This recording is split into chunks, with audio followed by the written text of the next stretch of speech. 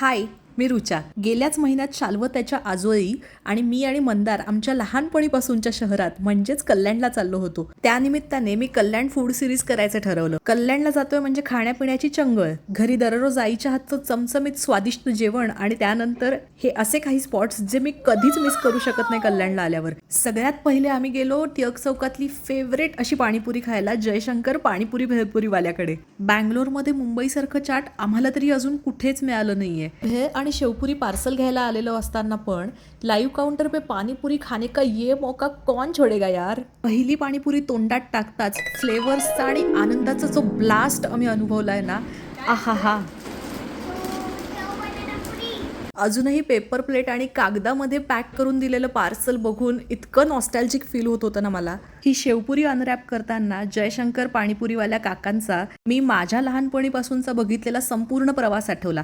म्हणजे टिळकांच्या पुतळ्याच्या बाजूला एका ठेल्यापासून सुरू झालेला त्यांचा हा प्रवास ते आत्ताचं दुकान, पण चव मात्र अजूनही तीच. चाट खाऊन तर मन तृप्त झालं, पर मुंबई में आए और वडापाव नहीं खाया ऐसा हो सकता है क्या. कल्याणचा फेमस खिडकी वडापाव तर लहानपणापासून असंख्य वेळा खाल्लाय, पण गेल्या काही वर्षांपूर्वी कल्याणच्या महालक्ष्मी मंदिरासमोर ओपन झालेल्या ह्या गजानन वडापावने माझ्या मनात एक स्पेशल जागा निर्माण केली आहे. कल्याणचे खिडकी वडा, अंबर वडा, शिवम वडापाव हे सगळे वडे खूप स्पेशल आणि छान असतातच, पण गजाननचा वडापाव मला आवडतो त्यांच्या ह्या स्पेशल चटणी आणि ठेच्यामुळे.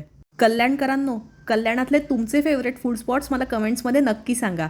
ऑल्सो मी नेक्स्ट टाइम आल्यावर काय ट्राय केलं पाहिजे हे सुद्धा मला कमेंट्समध्ये नक्की सांगा. चला आता आमच्या आणखी एका मस्ट विजिट प्लेसकडे जाऊया, ते म्हणजे ठक्कर फरसाण मार्ट. लहानपणापासून इकडचं फरसाण आणि ढोकळा हे माझे मोस्ट फेवरेट आयटम्स आहेत. आय नो ह्यांचा समोसाही खूप फेमस आहे आणि तो कल्याणकरांचा फेवरेटही आहे, पण कल्याणातला माझा फेवरेट समोसा स्पॉट कुठला आहे हे मी उद्याच्या व्लॉगमध्ये शेअर करते.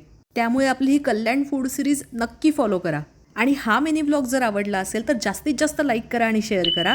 त्याचबरोबर चॅनलला सबस्क्राईब करा आणि जर इंस्टाग्रामवर व्हिडिओ बघत असाल तर लगेच फॉलो करा. बाय.